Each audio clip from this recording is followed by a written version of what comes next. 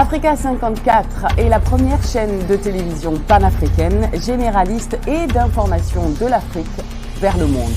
Chaque pays africain devrait avoir un représentant œuvrant en son sein afin de permettre l'éclosion des talents, pouvant également jouer de pont avec nos pays respectifs. Bref, nous sommes panafricanistes au sens absolu du terme. Canal Africa 54, dans sa devise, la première chaîne généraliste, culturelle et d'information de l'Afrique vers le monde.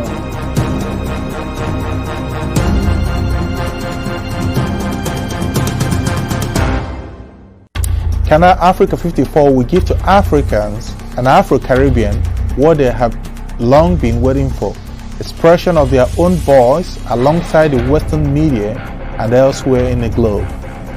We aim to make the channel professional, sophisticated, contemporary.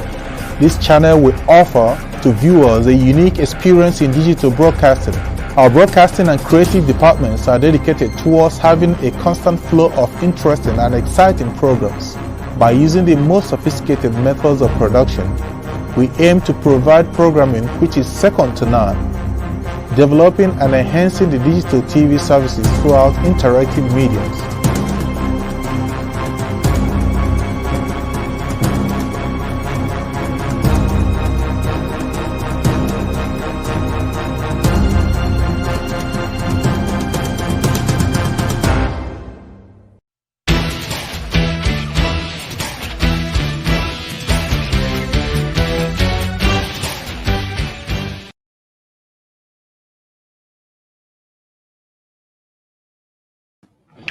Bonjour et bienvenue en ce dimanche où nous fêtons tous à travers le monde la fête de Pâques.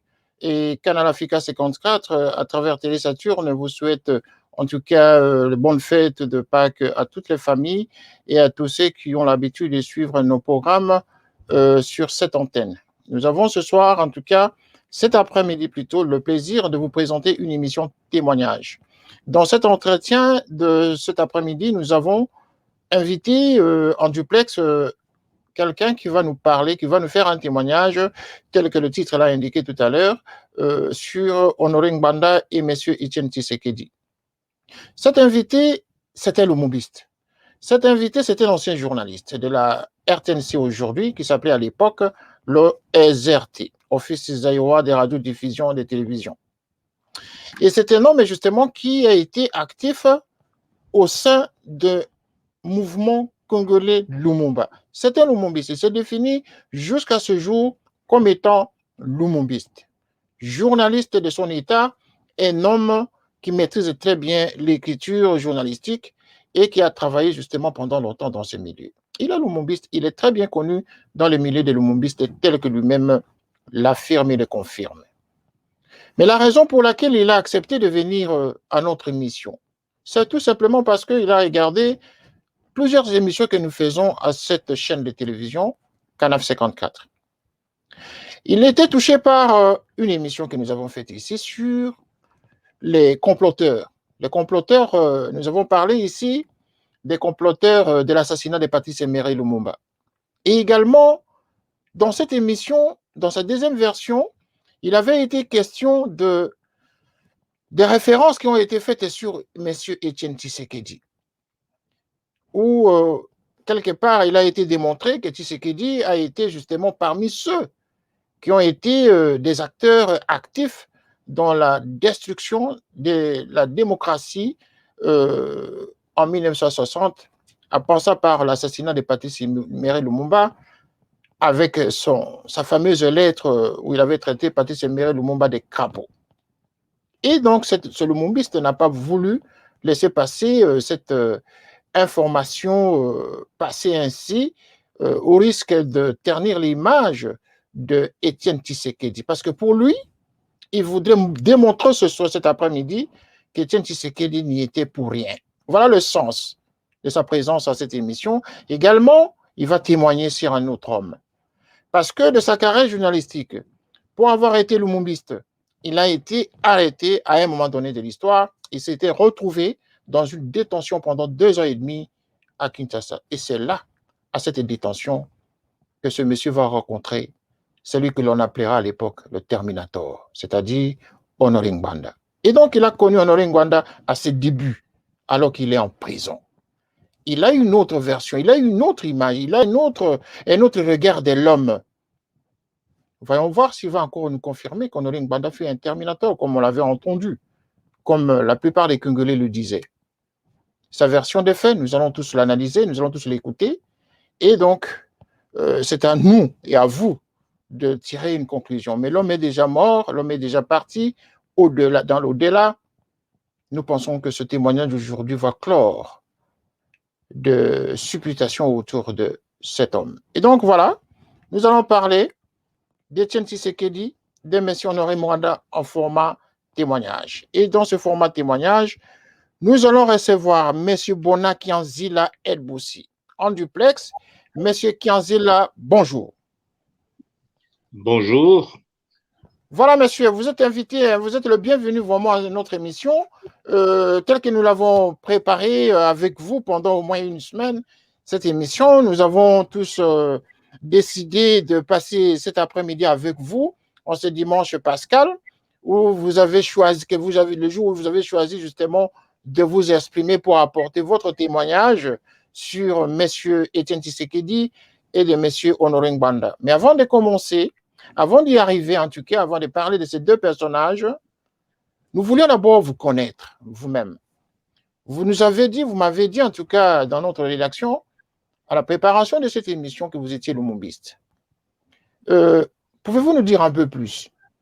Au-delà du fait que vous étiez journaliste, la télévision nationale congolaise aujourd'hui, OZRT à l'époque, pouvez-vous d'abord nous parler de vous? Qui êtes-vous au juste, M. Kianzila?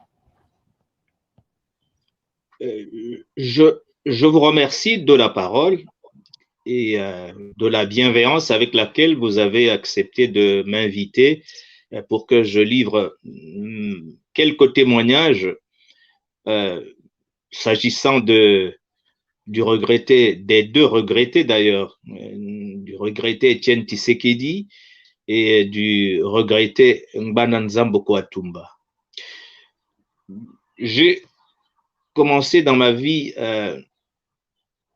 professionnelle par être journaliste à l'OZRT.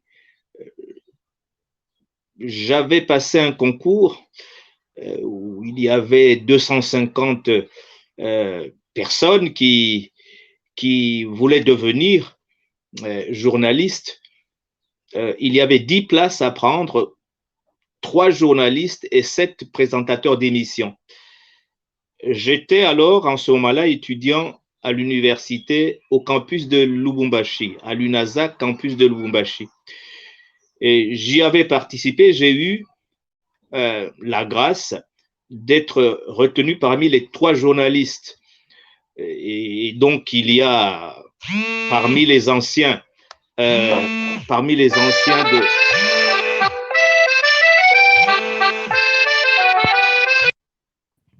Voilà, veuillez nous excuser pour ces... Nous sommes déjà à l'émission. Voilà, monsieur.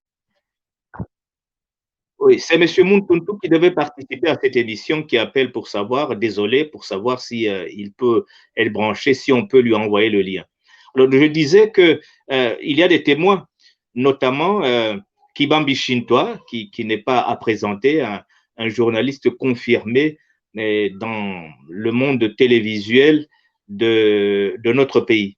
Il était, à l'occasion de ce test, il assurait la surveillance. Donc, j'étais engagé et puis plus tard, j'ai eu quelques difficultés avec le directeur régional de l'OZRT. C'est ainsi que j'étais obligé d'aller à Kinshasa résoudre mon problème avec la direction générale. Le problème avait été résolu. Je fus donc maintenu à l'OZRT et affecté à Kinshasa. Mais avant de partir de Lubumbashi, je m'étais encarté au mouvement national congolais Lumumba, à Lubumbashi. Et donc, c'était comme militant du mouvement national congolais Lumumba que j'ai été à Kinshasa. Et puis plus tard, avec des événements qui allaient arriver, qui étaient le plasticage de la voie du Zaïre et de l'hôtel de poste, je fus arrêté au motif que j'étais le chef de bande de ceux qui avaient plastiqué la voie du Zaïre et l'hôtel de poste. Je fus donc présenté d'ailleurs par le président Mobutu lui-même. Monsieur Kianzila, allons-y étape par étape. Vous êtes affecté à l'OSRT à Kinshasa et vous étiez dans quel service? J'étais d'abord à la radio, au service des informations politiques. Par la suite, je fus déversé vers le sport parce qu'on me trouvait un peu trop critique par rapport au régime du président Mobutu. Et donc, Voilà. Vous avez connu les Mwana Kabulo, vous avez connu tous ces journalistes de l'époque, les Nkwebe Kimpele, c'est à cette époque qu'ils ont régné. Hein. Oui, Kwebe Kimpele dirigeait le journal. C'était lui le patron, il était directeur de ce service-là. Et donc, pendant ce temps… il me connaît. Oui, et à ce temps-là, vous êtes lumumbiste. Vous êtes connu en tant que lumumbiste au sein de l'OSRT. Quelques personnes savaient que j'étais du mouvement national congolais Lumumba parce que j'enseignais du lumumbisme. Il n'y avait que le nom de Lumumba dans ma bouche.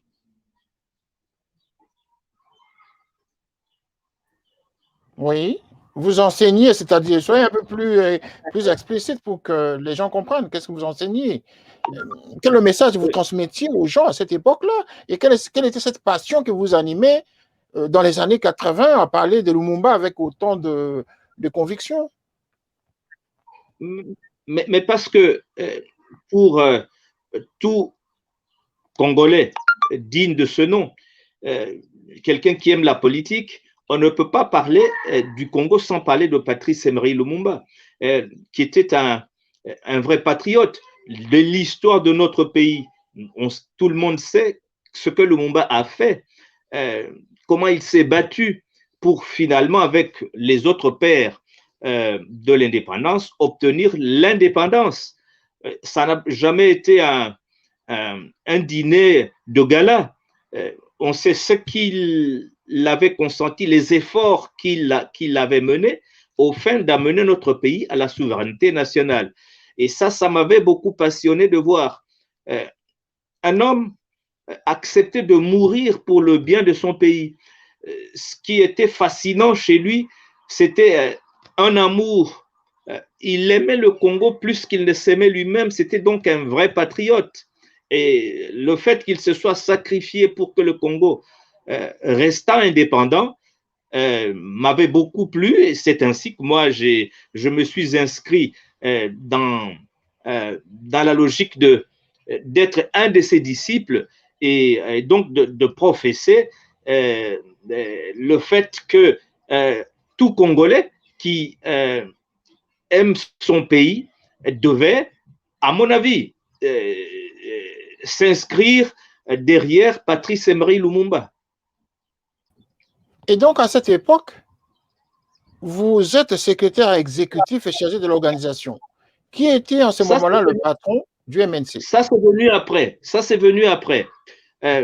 J'étais d'abord un simple militant qui avait quelques charges à partir du moment où le mouvement national congolais Lumumba était refondé et qu'on avait mis à sa tête François Lumumba, le fils de Patrice Emery Lumumba, qui était à l'étranger.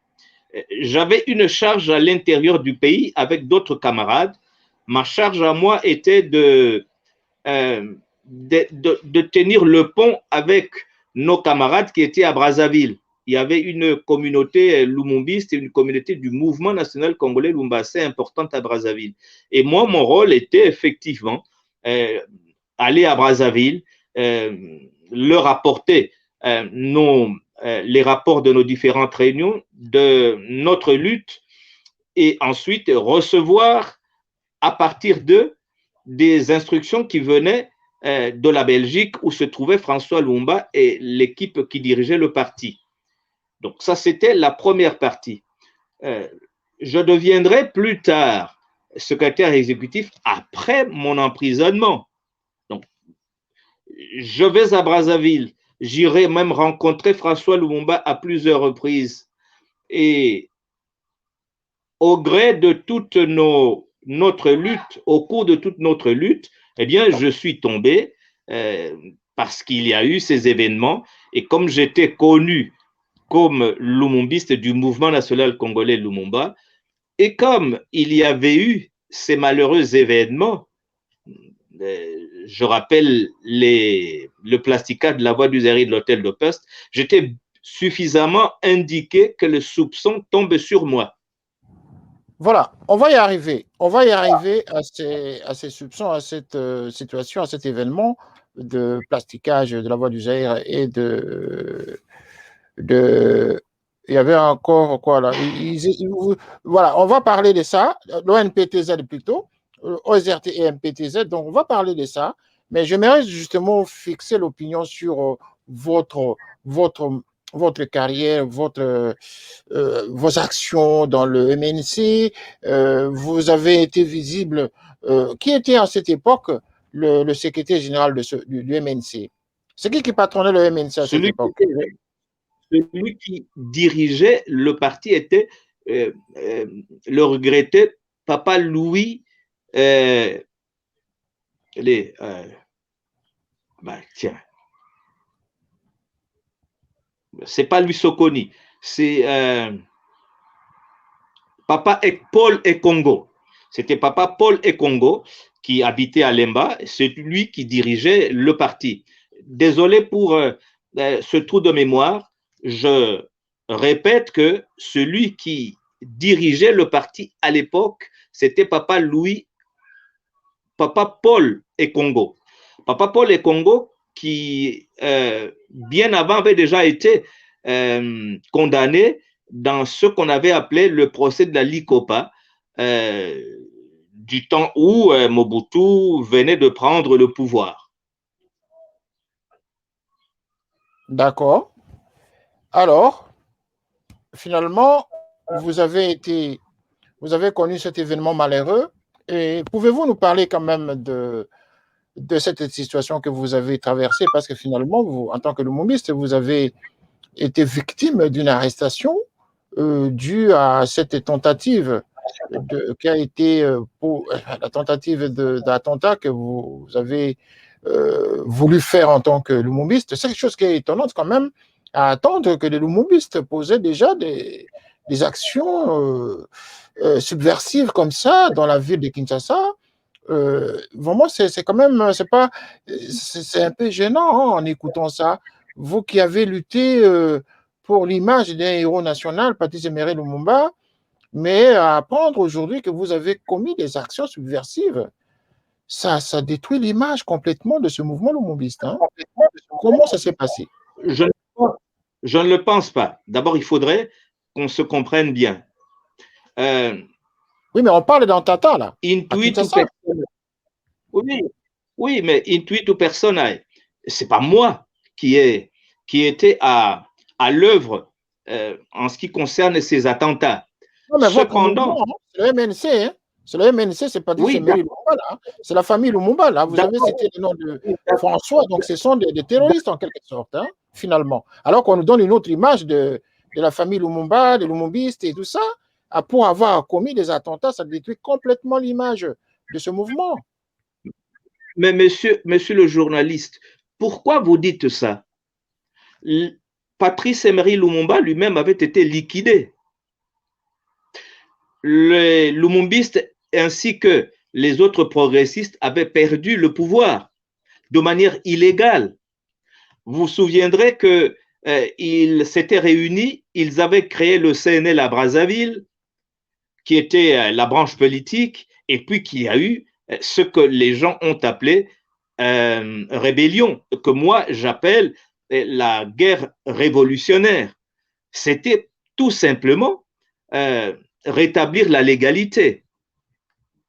Alors, je ne vois pas en quoi on peut être, comment dire, surpris que des lumumbistes n'aient pas cherché à recouvrer ce qu'ils avaient obtenu par la voie légale. Lumumba est arrivé au pouvoir après des élections qui étaient organisées par les colonisateurs et il l'avait emporté haut la main. Mais on l'avait liquidé, on l'a chassé du pouvoir et ensuite on l'a exécuté de la manière la plus violente qui soit. Nous n'avions pas d'autre choix que de combattre le régime de Mobutu par tous les moyens dont on pouvait disposer. Et moi, je puis dire, je n'en tire pas la couverture ni les honneurs.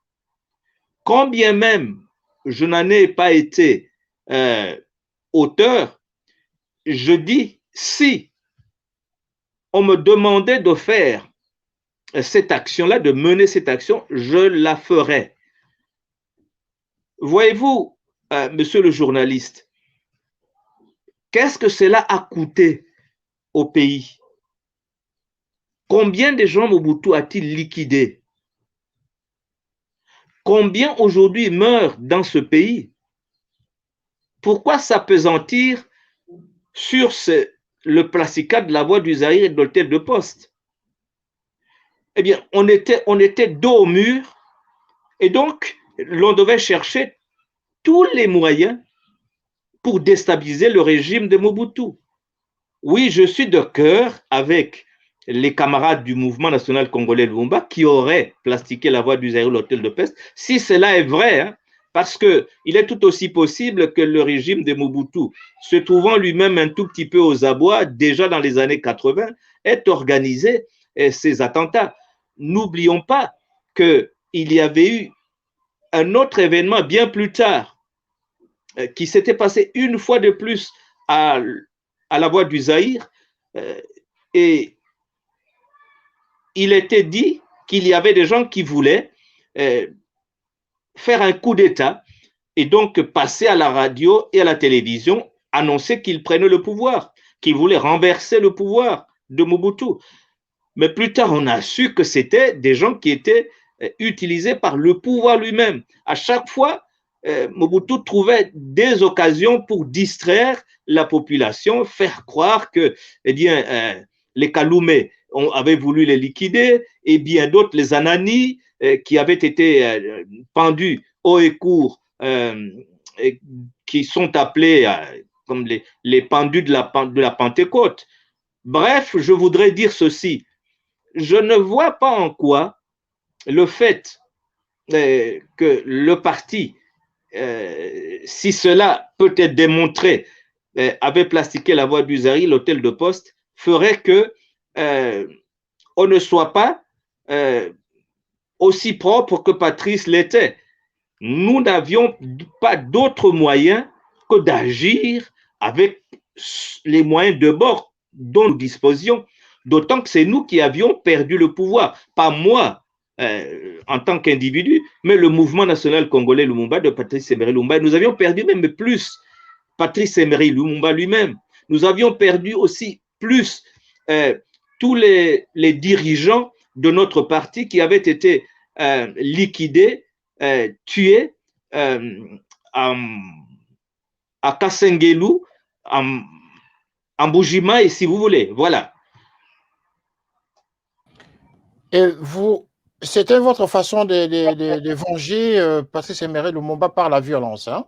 Donc, vous avez mené des opérations que vous n'avez même pas réussi parce qu'au finish, c'est vous qui êtes allé dans tous les sens parce que vous étiez éparpillé partout, parce que vous étiez quelque sorte désorganisé.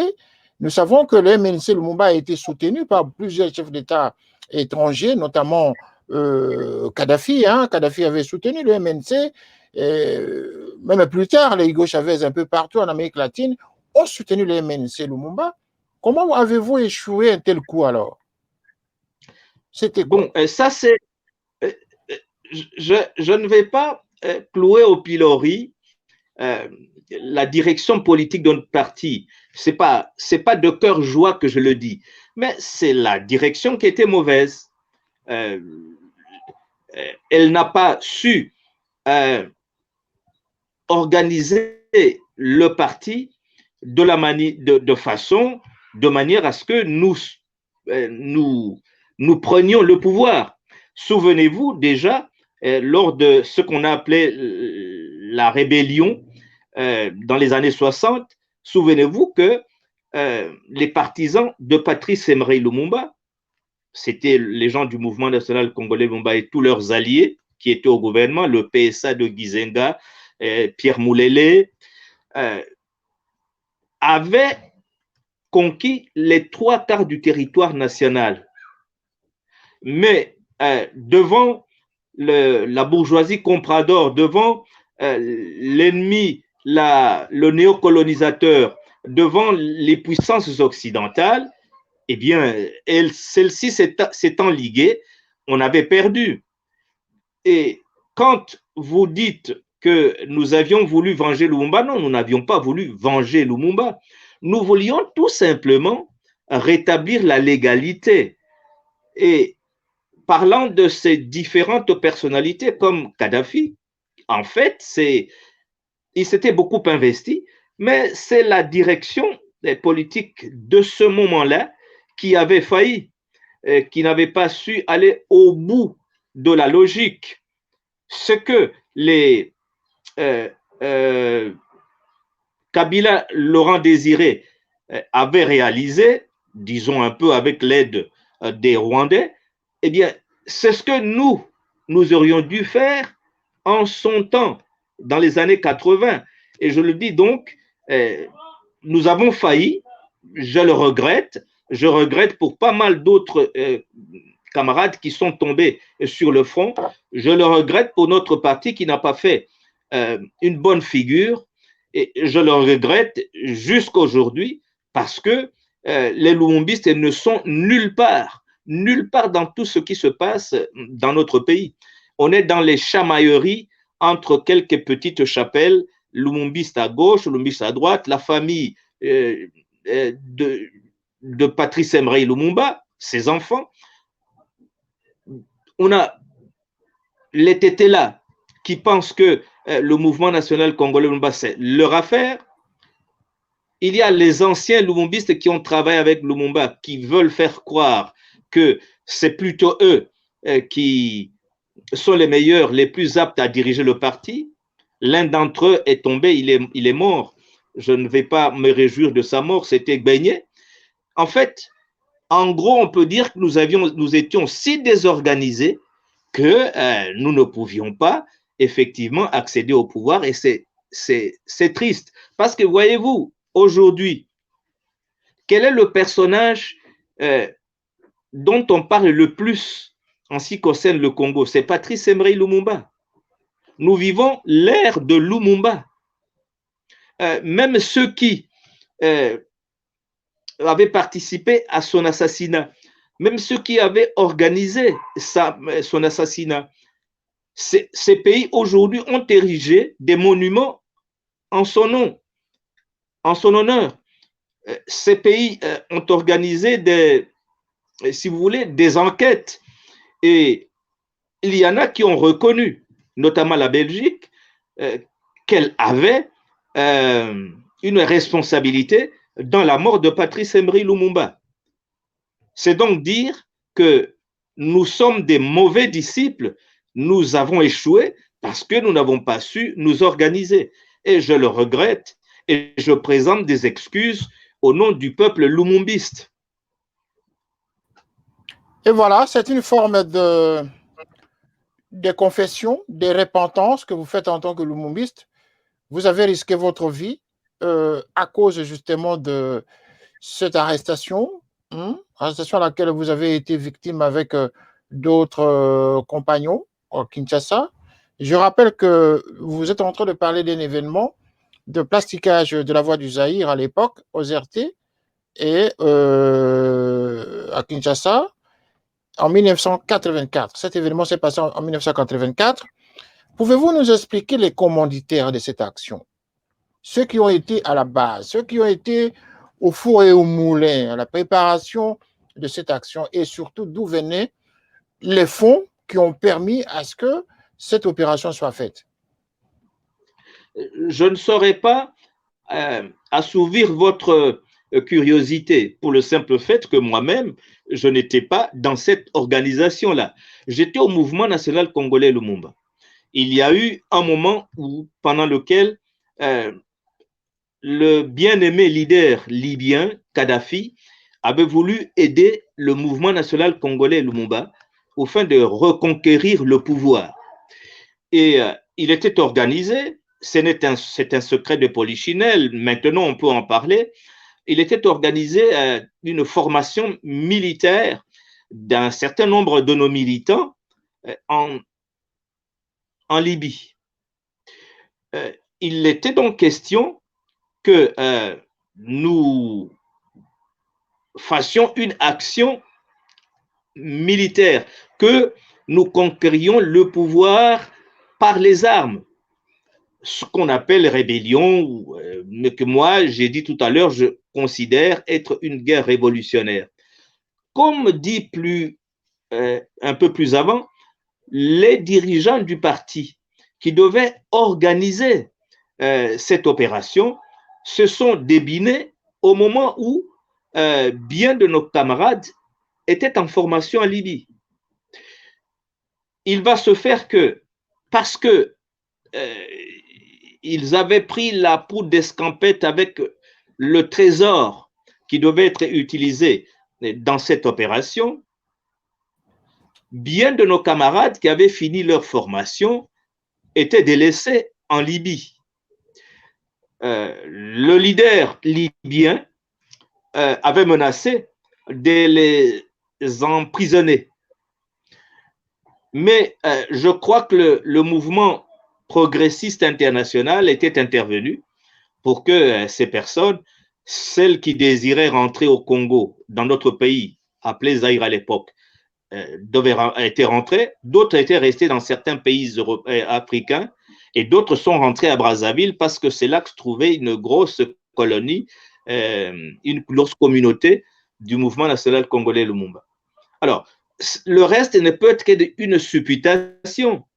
Je n'ai aucune assurance aujourd'hui que c'était le mouvement national congolais Lumumba qui avait ainsi agi. Je sais seulement que lorsque cela était arrivé, François Lumumba était allé se pencher sur la RTBF, pratiquement en des termes sibyllins, reconnaissant le fait que c'était le mouvement qui était à la base de ces attentats.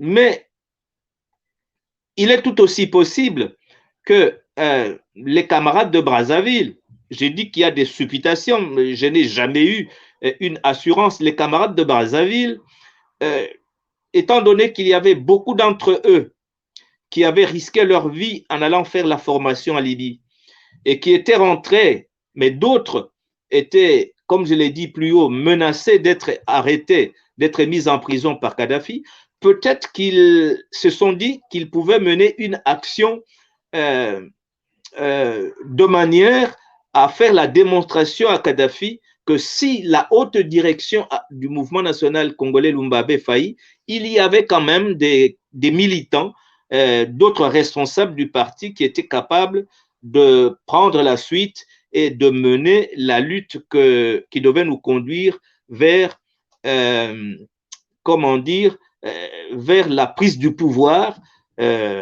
au Congo. Le leader libyen a aidé le MNC Lumumba à mener des actions.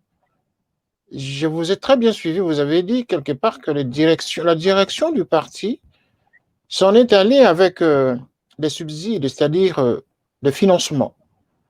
Pouvez-vous nous en dire un peu plus? Pouvez-vous nous citer 2 ou 3 noms comme ça des gens à l'époque qui étaient dans cette directoire-là, dans cette direction? Oui, mais la direction, c'était François Lumumba et qui était aidé dans l'organisation du parti par les Cheikh Kitondo et Mendelambert, parmi les plus en vue. Et donc, ils se sont en allés avec les Voilà. financements du leader libyen. Ils se sont volatilisés quoi, avec l'argent de Kadhafi Ils se et sont lui, il voulait volatilisés. finalement les Ils se arrêter. sont, oui, non, ils voulaient arrêter plutôt les camarades qui étaient en formation là-bas.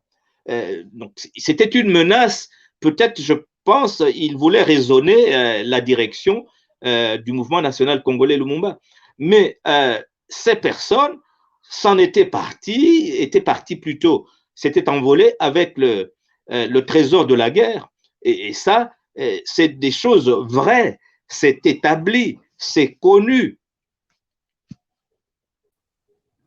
C'est-à-dire que tout ce qu'on entend, tout ce que les Congolais savent, entendent, supposent, imaginent de ces personnages, les Mende, les Okitundu, les François Lumumba, qui est le fils même de Patrice Emery Lumumba, c'est-à-dire que le mal qui arrive au MNC n'est que le mal cautionné, occasionné par eux-mêmes, alors que ce sont les premiers justement à se plaindre à travers les médias, à travers le monde, que le MNC est menacé, le MNC est sous-estimé, le MNC n'est pas aidé, alors que ce cas d'espèce est une preuve que finalement, les responsables de la déchéance de ce mouvement, c'est plutôt les lumumbistes eux-mêmes.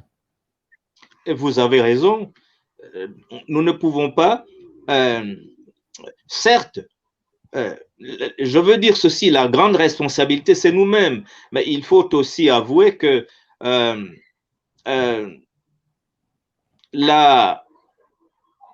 les forces occultes qui avaient éliminé, qui avaient assassiné Lumumba, persistent, existent encore, et donc ne pouvaient pas permettre au mouvement national congolais Lumumba de s'organiser de la bonne manière. Nous avions commis une erreur. La première erreur, et une erreur capitale, c'était de croire que parce que François Lumumba est le fils de Lumumba, qu'il portait son nom, qu'il était son fils, qu'il aurait été capable de diriger le parti, de l'organiser et de faire en sorte que nous renversions le pouvoir de Mobutu. Nous nous étions trompés. Mais je crois que nous avons encore d'autres possibilités aujourd'hui de redorer le blason terni. Et je profite de cette occasion pour lancer un appel vibrant à tous les camarades du mouvement national congolais Lumumba, où qu'ils soient, pour qu'effectivement nous mettions de côté nos petites querelles intestines, nos petites querelles de positionnement, la recherche de l'aliment, la politique du prolongement du tube digestif. Nous en sommes arrivés à quémander des postes de responsabilité politique auprès des gens qui plutôt auraient dû se trouver dans cette position. C'est nous qui devions être aux manettes. Mais voilà qu'aujourd'hui, nous avons failli. Mais il n'est jamais trop tard pour bien faire, que finalement, les camarades, les vrais du mouvement national congolais Lumumba, nous mettions de côté nos querelles, nos différends, que nous nous rassemblions, parce que je dis ceci, feu le président Paul Ekongo, qui nous a bien encadrés, disait ceci: dans l'esprit de Patrice que lui a connu, le Congo sera toujours ingouvernable et ne pourra être bien gouverné que si le mouvement national congolais Lumumba arrivait au pouvoir. Sans le mouvement national congolais Lumumba, le Congo ne peut pas être bien gouverné et libéré du néocolonialisme. Voilà. Et pourtant, à l'arrivée de Laurent Désiré Kabila, je ne connais pas un seul parti qui soient mieux servis que les lumumbistes, jusqu'à passant par Laurent, comment on appelle, le successeur de Laurent Désiré Kabila. Quand on regarde la composition des différents de ces deux régimes, le premier et le deuxième Kabila, les lumumbistes ne pouvaient pas se plaindre. C'est plutôt votre manière de travailler qui déplaise. On ne peut pas comprendre que vous continuez toujours à vous plaindre en disant que le jour où les lumumbistes prendront le pouvoir, que le Congo va se rétablir. Il n'y a pas que les lumumbistes dans ce pays. Vous avez été mieux servi sous les deux Kabila. Ça, il faut le reconnaître. Et avec les mêmes noms, les noms que vous avez cités ici, les grands détourneurs de l'argent des Kadhafi, qui sont aux affaires avec les deux Kabila et qui sont là très actifs même dans la politique actuelle du Congo. Qu'est-ce qu'on peut encore espérer des lumumbistes là? Non, je ne suis pas d'accord avec vous. Je voudrais dire ceci. Ça, c'est des défroqués, des lumumbistes défroqués. Non, mais des gens qui n'ont rien à voir avec Patrice Emery Lumumba. Quand vous avez les noms de Mende, dont on sait, tout le monde le sait, Mende, c'est le MNC. Il chantait le MNC partout. Chez Okitondo, pareil. Tous les autres, y compris les gens de la tribu de Lumumba, tous se définissent tous comme des lumumbistes et qui en font un fonds de commerce. Mais Laurent Désiré Kabila a été reconnaissant. Ça, il faut d'abord le reconnaître. Qu'il n'y a pas au Congo, en tout cas à ma connaissance, un ancien parti de l'époque des années 60 qui a été mieux servi que le MNC Lumumba. À travers ceux que l'on cite ici. Et d'autres qui ne sont pas cités. Non, vous les avez cités, mais ils avaient déjà quitté le mouvement national congolais Lumumba quand ils ont été récupérés par Laurent Désiré Kabila. Je vais vous dire, je vais vous conter une petite anecdote. Lorsque les Rwandais se retirent à Kigali et ensuite ils créent le RCD, donc ils font la rébellion du RCD.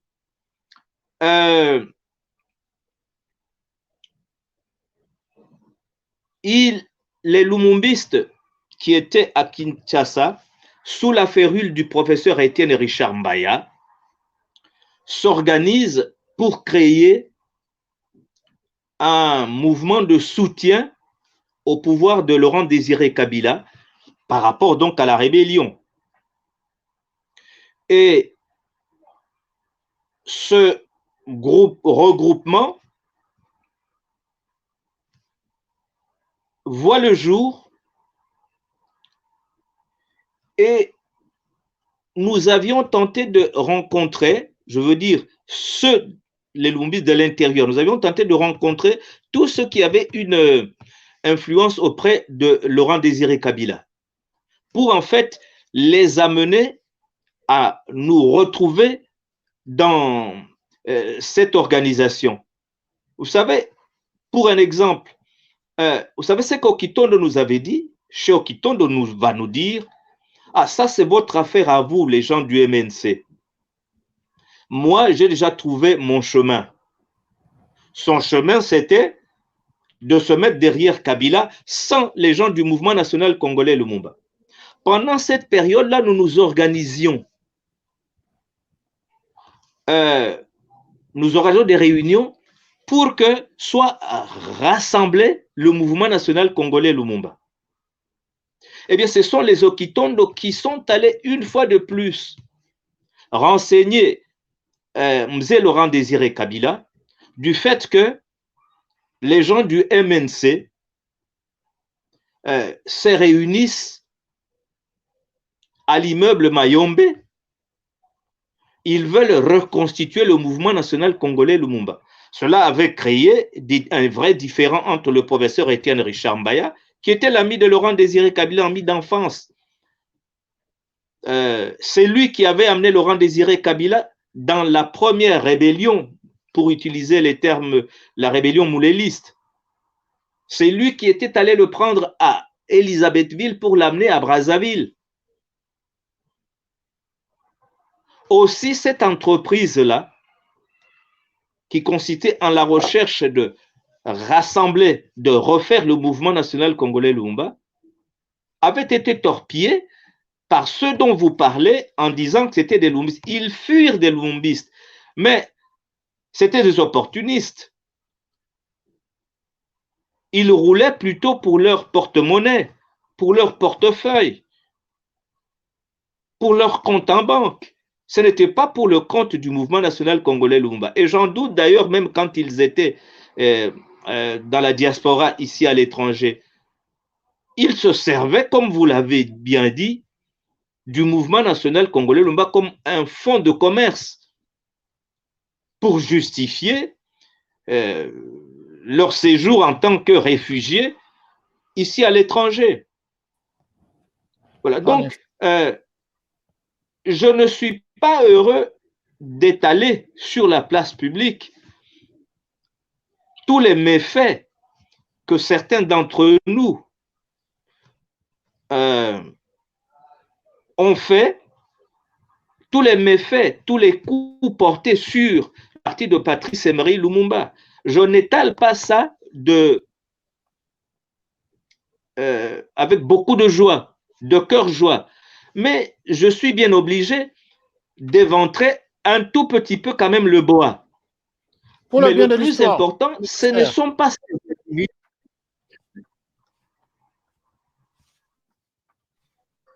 Vous dites? Pour le bien de l'histoire, je dis, j'accompagne votre pensée. Le plus important, ce ne sont pas... Oui. Oui. Le plus important, c'est cet appel que je fais. Non pas que moi, je sois je me prenne pour le centre du mouvement national congolais Lumumba. C'est un militant écrit d'un militant, d'un camarade. Nous avons encore bien la possibilité de nous retrouver, de refonder le parti et de partir à la guerre. À la guerre, je veux dire, de faire partie de ceux qui se battraient pour la libération de notre pays. Nous en avons encore les moyens. Voilà. Le moyen humain. Les moyens humains sont là. Merci. Ça, c'est la première partie de cette émission, Monsieur Kanzila. Il est nécessaire justement que nous entrions directement à la deuxième partie de cette émission.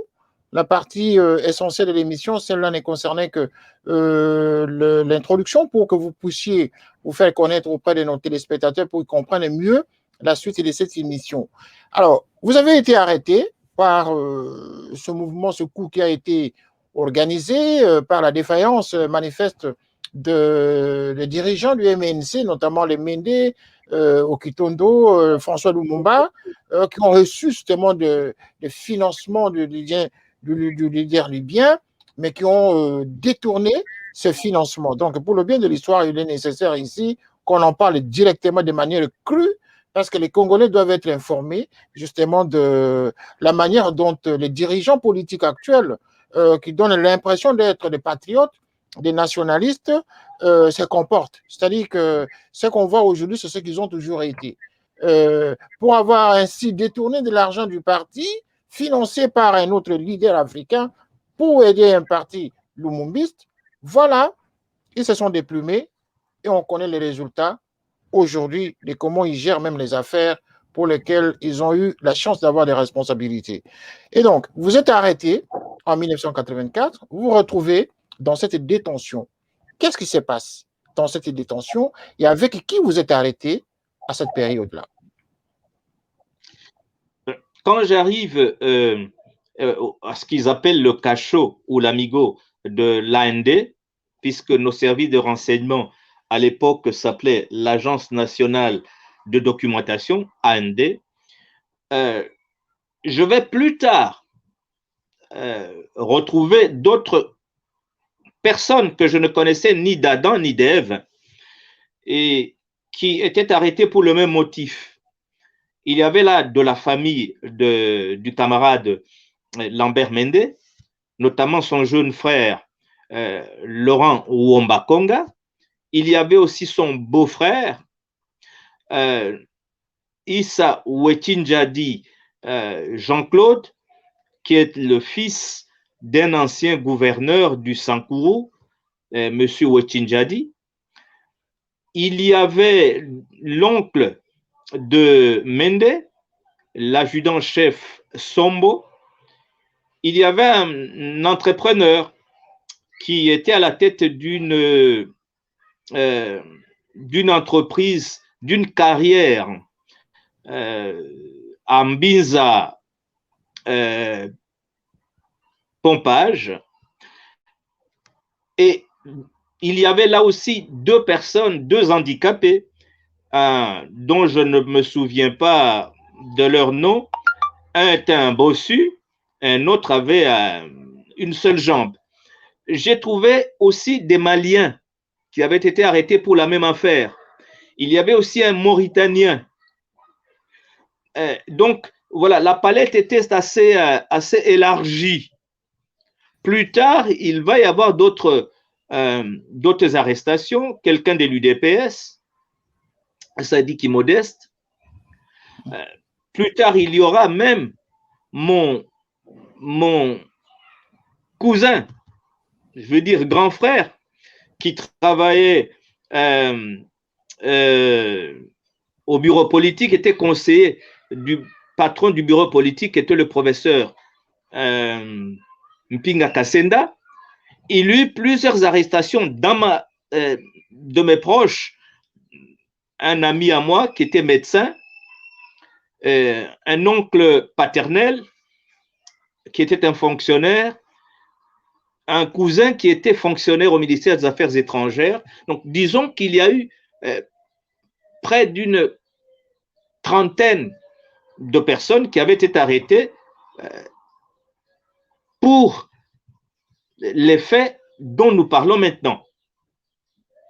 Mais de toutes ces personnes, en dehors de celles qui étaient de ma famille, je ne les connaissais ni d'Adam ni d'Ève. Plus tard, il va y avoir quelqu'un, un Chishinga, qui sera extradé du Congo-Brazzaville vers la République du Zaïre à l'époque, disons. Et donc, c'est la direction du parti qui a organisé ce simulacre pour montrer au leader Kadhafi qu'ils ont réussi, ils ont quand même mené des actions, mais qui ont échoué pour justifier le détournement, en quelque sorte. Je viens de dire ceci, je venais de dire que c'est une supputation. Jusqu'au jour d'aujourd'hui, cela n'a jamais été élucidé. Je me perdais dans ces conjectures-là, en me disant, mais oui, mais comment pouvez-vous retrouver en détention? Comment on peut vous prendre comme ça sans qu'il y ait certains éléments qui vous lient à cette tentative-là, d'attentat à l'OZRT et à la... Mais je venais de vous dire, monsieur le journaliste. Voilà, parce que François Lumumba, justement, que le feu est parti, la poudre s'est propagée, n'est-ce pas? Sa déclaration à la RTBF. Oui, mais c'est ça. Et moi, étant connu, reconnu comme partisan du mouvement national congolais Lumumba, on pouvait faire le lien plus facilement en disant, tiens, il est journaliste, ça se passe là-bas, donc il peut être de ce groupe-là. Et c'est d'ailleurs pour ça que je fus présenté comme le chef de bande par le président Mobutu. Et donc, vous êtes arrêté dans une détention, mais vous passez 2 ans et demi dans une détention, pas en prison. Oui, oui. On peut seulement dire que c'était, comment dire, de l'hypocrisie quand, parlant de l'endroit où nous avions été détenus pendant plus de 2 ans, c'était de l'hypocrisie en disant que c'était un cachot. Ça ne pouvait pas être un cachot parce que la loi en matière de détention provisoire, la loi n'autorise pas que l'on mette en prison ou qu'on embastille, qu'on prive de la liberté des personnes pendant plus de 48 heures. C'est un lieu, en principe, ça devait être un lieu de passage. et pour être envoyés dans un lieu de détention comme la prison de Makala, en attendant l'instruction du dossier, en attendant l'organisation du procès. Nous sommes restés 2 années. Donc, on peut dire tout simplement que c'est des geôles, c'est une prison des services des renseignements. Voilà. Et nous y avons passé effectivement plus de 2 ans. D'accord, M. Kianzila. Nous allons revenir après 15 secondes justement pour parler du grand témoignage, parce que c'est là, dans cette détention où vous êtes resté, c'est là que vous allez rencontrer un homme qui s'appelle M. Honoré Ngbanda. Mais nous allons en parler dans 10 secondes. Merci.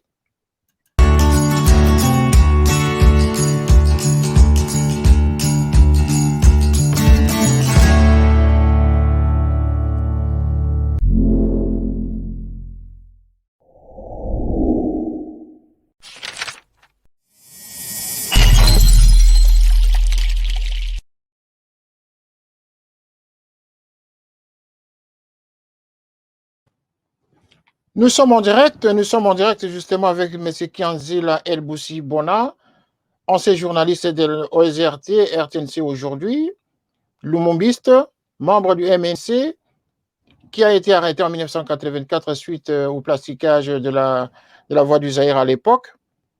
Il fut conduit jusqu'à la détention de l'AND. À l'AND, il venait d'expliquer tout à l'heure comment il fut arrêté, ceux qu'il a rencontré là-bas pour la même cause, c'est-à-dire le plasticage de mouvement terroriste que le MNC avait mené pour inquiéter justement le président Mobutu, pour montrer au président Mobutu que le MNC était toujours vivant et efficace, qu'il voulait coûte que coûte en découdre avec lui. Mais ils ont échoué chaque fois à cause justement de la mauvaise foi des dirigeants de ce mouvement, le MNC, dont il a même cité les noms ici. Donc, le mouvement congolais, le mouvement national congolais ne fut qu'un fonds de commerce pour certains, en tout cas, qui se ont empochés de l'argent de manière inconsciente et même dans leur fonctionnement, justement, aujourd'hui, on voit comment ils manipulent le peuple congolais. Et c'est dommage pour le Congo, lorsque nous allons continuer à traiter, à avoir des personnages de ce genre. Voilà, M. El-Boussi va nous parler maintenant de son rencontre avec M. Honoré Ngbanda, le Terminator à cette époque.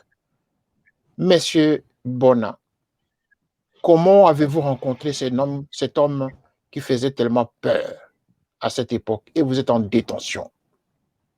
Qu'est-ce que vous pouvez nous dire de l'homme? Oui, je ne l'ai pas rencontré physiquement.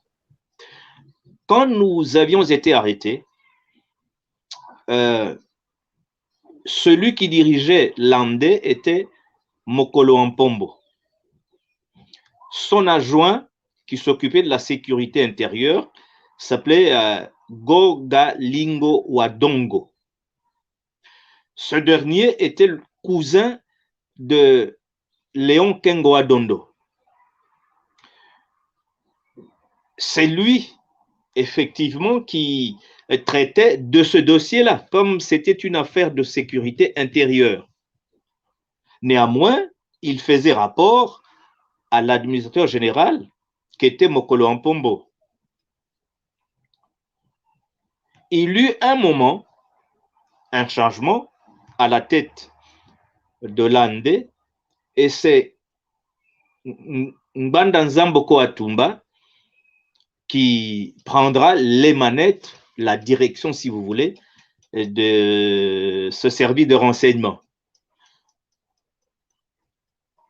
Ce que je peux dire à son sujet, c'est que quand il n'était pas encore administrateur général de l'Andé, au moment où Mokolo Ampombo dirigeait ce service public, épaulé par Gogalingo Adondo, nous avions connu des moments extrêmement difficiles. Quand je dis nous, ce n'est pas moi seul, tous ceux avec qui nous nous trouvions dans le même dossier, tous ceux qui étaient arrêtés pour la même affaire que moi.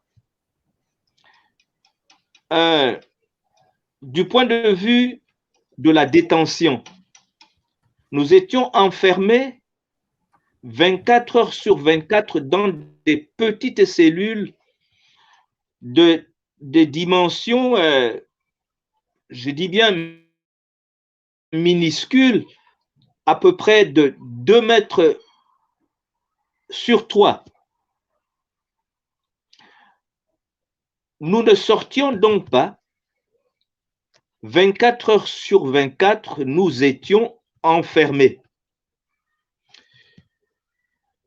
Quant aux interrogatoires, ils se faisaient sous la contrainte des différentes tortures. L'électrochoc, la simulation de noyade, enfermés dans des sacs, les bastonnades, on nous utilisait comme des punching balls, c'est-à-dire qu'on nous donnait des coups que les boxeurs assènent à d'autres boxeurs quand ils sont en combat. On va dire, la crucifixion, la pendaison plutôt, en l'air, et tutti quanti. Nous avions donc subi énormément d'atroces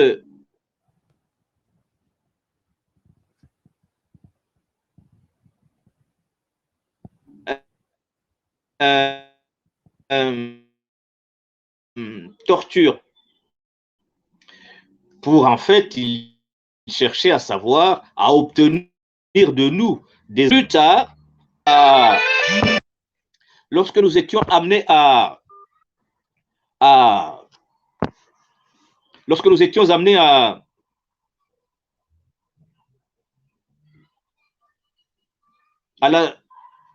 Cour de sûreté de l'État, oui voilà, il avait été prouvé que nous n'étions pas, nous ne nous connaissions.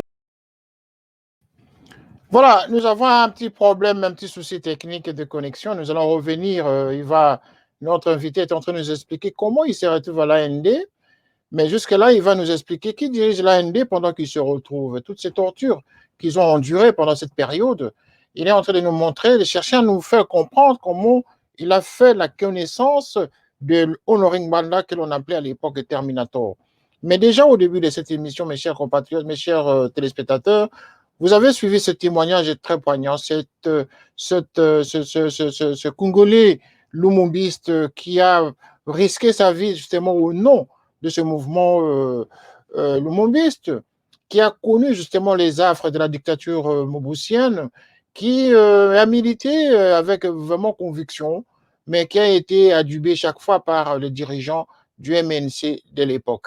Vous avez suivi ce petit témoignage lorsque le parti était financé justement par Kadhafi à l'époque pour aller inquiéter le système Mobutu. Voilà. Ce qui s'est passé, c'est que la direction s'en est allée avec tout le fonds et donc ils n'ont pas réussi à mener les vraies actions pour détourner, pour chasser Mobutu du pouvoir. Donc vous comprenez que le mal des Congolais, c'est toujours le Congolais lui-même.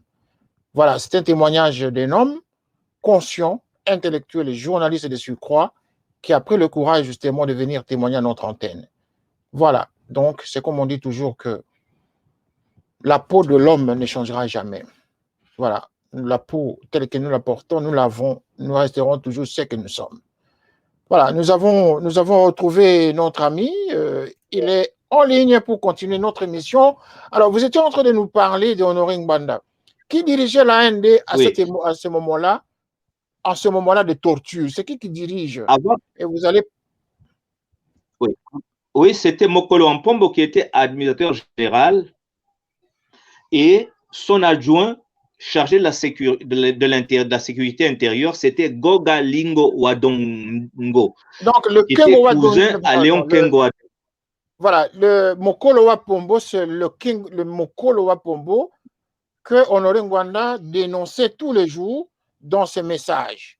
C'est le Mokolo Wapombo sénateur aujourd'hui en RDC qui était le patron de toutes ces tortures dans ce service de ce service carcéraux au Congo?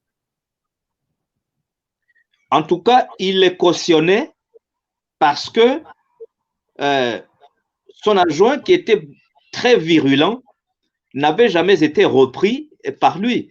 On a continué les interrogatoires sous la torture pour eux à la recherche des aveux qu'ils n'ont guère eu.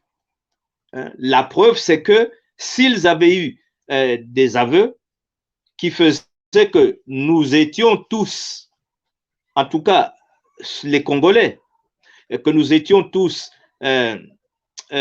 comment dire, responsables de ces attentats, eh bien, nous allions tout simplement être condamnés à la peine capitale. C'est ce que prévoyait la loi. Alors donc, revenons à la direction. C'est donc Mokolo Ampombo qui était chef dans cette époque, épaulé par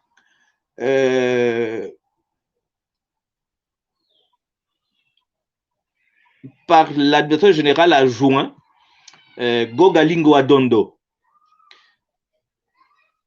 Mais plus tard, je ne sais pas pour quelle raison, il y a eu un changement. Et le changement a fait qu'Ngbanda soit nommé administrateur général de l'Andé en lieu et place de Mokolo Ampombo. Et c'est pendant son magistère ou son administration que notre situation avait évolué dans un certain mieux-être. Je ne vais pas ici dédouaner Ngbanda de tout ce dont il est accusé. Mais c'était une barbouze, il servait un régime dictatorial. Je ne reviendrai pas sur ça, sur son passé de Terminator dont on a tant parlé, de toutes les exactions qui sont mises à sa charge. Mais je vais plutôt aborder le fait que, et c'est ça mon témoignage, que pendant son administration, pendant qu'il était le patron de l'Andé, nous avions pu un tout petit peu souffler quand même. Du point de vue alimentaire, il avait autorisé que nous recevions la visite de nos familles, c'est-à-dire que nous pouvions recevoir des repas qui venaient de l'extérieur. Pendant on veut dire le régime ou la direction de Mokolo Ampombo, nous n'avions pas droit à de la visite de l'extérieur, c'est-à-dire de la nourriture qui venait de l'extérieur. Nous avions droit à ce qui se préparait à l'intérieur, qui est une nourriture infecte. Un peu de riz, à peu près 100 à 200 grammes de riz, dans lequel on avait introduit énormément de cailloux blancs et quelques 8 à 10 graines de haricots. Et ça, c'est pour toute la journée. Pourtant, dans les rapports qu'ils établissaient, ils mentionnaient que nous recevions de la nourriture, nous mangions 3 fois par jour de la nourriture qui venait de l'hôtel intercontinental. Donc, ils s'étaient organisés pour détourner l'argent du trésor public en le mettant sur notre dos. Mais Ngbanda, lui, ne nous a fait pas amener les repas intercontinental. Mais par contre, il avait autorisé que nos familles puissent nous amener à manger, ce qui était un soulagement très important. En même temps aussi, la qualité des aliments préparés par les services de l'Andé était on peut dire, était un peu plus acceptable. Nous avions un petit déjeuner et nous avions le déjeuner. Et la quantité était, on va dire, si pas giboyeuse, mais quand même suffisamment importante pour nous maintenir en vie. Les interrogatoires avec torture avaient cessé. Nous avions droit à plus ou moins une quarantaine de minutes de promenade dans la cour de la prison. Si je peux donc récapituler, je dirais ceci. Du temps de Mokolo Ampombo et de Gogalingo Adongo, nous étions voués à la mort. nous passions 24 heures sur 24 dans la cellule où chacun de nous était. Nous recevions 8 à 10 graines de haricots par jour comme nourriture, accompagnées de 100, 150, 200 grammes de riz, mais lequel riz était rempli de cailloux. Donc, nous étions terriblement maltraités en y ajoutant les tortures, les différentes tortures que nous subissions lors des interrogatoires. Par contre, du temps d'Ngbanda, l'homme qui est ciblé comme comment dire ça, dont il est dit que c'est le plus méchant de tous ceux qui ont été dans les services des renseignements, à la tête des services des renseignements de Mobutu, eh bien, du temps de Ngbanda, les tortures avaient été, on y avait mis fin. Nous mangions à notre faim parce que nous pouvions recevoir de la nourriture qui venait de nos familles. Et quand quelqu'un était malade, il était soigné. Nous pouvions, je l'ai oublié, prendre bain, un bon bain, une bonne douche. Voilà, donc, on va dire que notre situation était bien améliorée par rapport à l'administration Mokolo Ampombo Gogalingo Adongo. Et donc, moi, je veux dire quand même que de cet homme dont on dit qu'il avait un cœur extrêmement dur, dans l'exercice de ses fonctions, il nous avait facilité à nous la tâche, alors que nous étions considérés comme des dangereux. Bon, voilà. S'il pouvait être encore là, s'il pouvait encore écouter ce témoignage, je pense que ça pouvait conforter justement le discours qu'il tenait tous les jours, les dénonciations qu'il faisait sur les exactions du système Mobutu, où il interpellait chaque fois les Congolais sur le comportement de ces patrons de l'époque, notamment les Mokolo Apombo, les Kingo Wadondo. Il les avait cités nommément à chaque fois. Il remontait l'histoire vers ces gens-là, vers ces patrons de l'époque. Mais les Congolais ne l'ont pas pu suivre. La plupart des Congolais n'ont pas écouté ce discours, ce témoignage. Mais vous qui avez écouté ça, vous qui avez vécu ça, avez-vous eu la possibilité de faire ce témoignage pendant que Honoré Ngbanda était encore vivant? Je ne suis pas passé devant un quelconque écran ni devant un micro. Néanmoins, dans mon entourage, j'essayais de véhiculer ce message. Il m'avait fortement marqué. Et à chaque fois qu'on ne voyait que la part sombre de Honoré Ngbanda Nzamboko Atumba, parce que dites-vous, monsieur le journaliste, dans tout humain, il y a toujours une part sombre, mais il y a aussi une part de lumière. Et ce que je retiendrai de cet homme, moi qui étais prisonnier, moi qui ai failli, si je puis utiliser ce terme, qui ai failli perdre la vie, ce que je retiendrai de lui, dans cet intermède-là, qu'il avait quand même un cœur d'un humain. À lui, on a collé la face d'un odieux personnage. Et à des personnages qui étaient vraiment odieux. Terminator. Voilà. Ces personnes-là, on croit qu'ils sont des saints.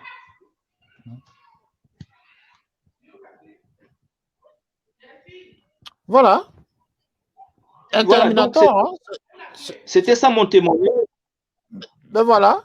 Ben en tout cas, avant, nous allons justement aborder le dernier témoignage. Le dernier témoignage va consister sur Monsieur Etienne Tshisekedi. Mais avant de parler d'Etienne Tshisekedi, j'aimerais vous poser la question par rapport au premier sujet de tout à l'heure.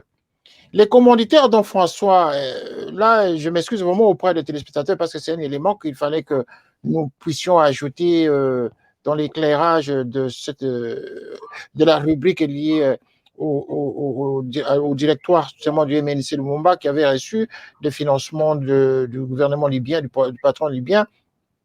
Mais ces commanditaires à l'époque, est-ce que n'ont-ils pas été inquiétés? Ceux que vous avez cités tout à l'heure, le François Lumumba par exemple, le François Lumumba lui-même d'abord. Normalement, le chien parle son nom. François Lumumba, lui qui faisait des déclarations, n'a-t-il pas été inquiété? Qu'est-ce qui a fait qu'il soit aussi libre? Mobutu n'a pas poursuivi. Quelle protection bénéficiait-il à ce niveau-là? Avait-il des liens quelconques avec certains services? Je n'en sais rien. Tout ce que je sais, qu'il était marié à la belle-sœur, à l'une des belles-sœurs, si je puis ainsi m'exprimer, de Séti Ale. Séti Ale, qui était le tout-puissant conseiller spécial du président Mobutu. Maintenant, est-ce que cela avait une raison? Est-ce que cela avait pesé dans la balance pour qu'il ne soit pas inquiété? Parce que, vous le savez tout à fait bien, et très bien, même si ils étaient à l'étranger, ils auraient pu quand même être cités dans ces dossiers et être condamnés par contumace. Voilà. Mais cela n'est pas arrivé. Nous ne saurons jamais ce qui s'était passé quant à ses responsables, parce que le parti avait ses responsables. Nous étions des petits maillons. Supposez même que nous ayons commis ces actes-là. Supposez. Mais nous ne pouvions pas être les commanditaires parce que nous ne pouvions pas en avoir les moyens. Un petit journaliste comme moi, de quels moyens je disposais pour avoir des explosifs? Voilà. Tout est clair. Nous avons compris, messieurs. Nous allons aborder la dernière partie de cette émission avec les témoignages que vous allez nous faire sur Étienne Tshisekedi. Et donc, avant d'arriver à ces grands témoignages de l'homme délimité, comme on l'appelait, nous allons revenir dans 10 secondes, comme tout à l'heure. Soyez attentifs chez vous.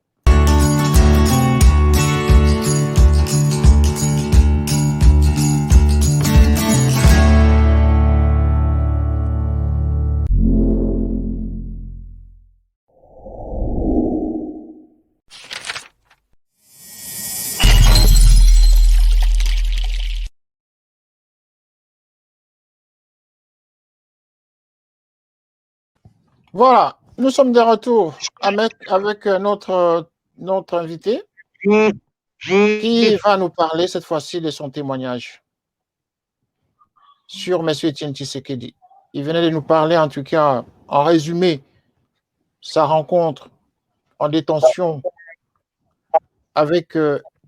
Honoré Ngwanda à distance, mais bénéficiant quand même des avantages de son service qu'il a humanisé en détention. Il a passé 2 ans en détention pour des actions des lumumbistes qui n'ont pas été assez responsables pour conduire les actions pour dénicher le maréchal Mobutu à l'époque. Quoique ayant été financé par le leader libyen, et ça c'est une note de l'histoire que les Congolais apprennent ce soir, que les lumumbistes ont été financés, suffisamment financés au temps où Kadhafi était au sommet de son pouvoir. Voilà que les Congolais eux-mêmes arrivent au Congo, et bien, ils volatilisent avec le financement. Et les noms, quelques noms sont cités. Lui-même n'hésite pas à les citer. Nous, les journalistes, tout ce que nous cherchons, c'est des informations pour propager. Il les a cités.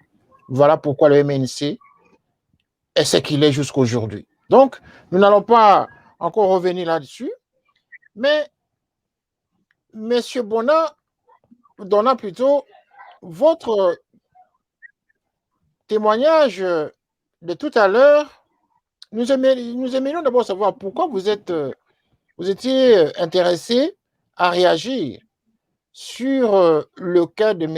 Étienne Tshisekedi. Qu'est-ce qui vous a le plus interpellé sur ce cas-là? Vous veniez de dire tout à l'heure, vous êtes lumumbiste. Vous venez de dire tout à l'heure la désolation que les lumumbistes ont connue à travers le monde après son assassinat. Vous avez été aussi victime en tant que lumumbiste. Comment un lumumbiste aujourd'hui qui veut prouver au monde que Étienne Tshisekedi n'était pas l'homme dont on dit dans les pages de l'histoire du Congo? Vous voulez nous dire ce soir que tous ceux qui ont écrit sur Étienne Tshisekedi, son acquaintance avec les comploteurs de l'époque est fausse? Vous voulez laver M. Étienne Tshisekedi de tous les dégâts qu'il a commis au Congo et vous basant sur quel élément matériel?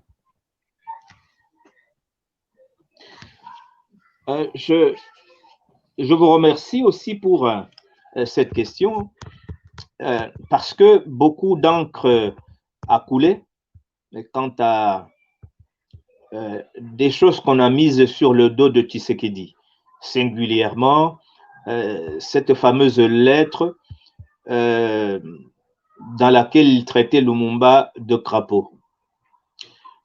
J'ai eu l'occasion de voir une copie de ce brûlot.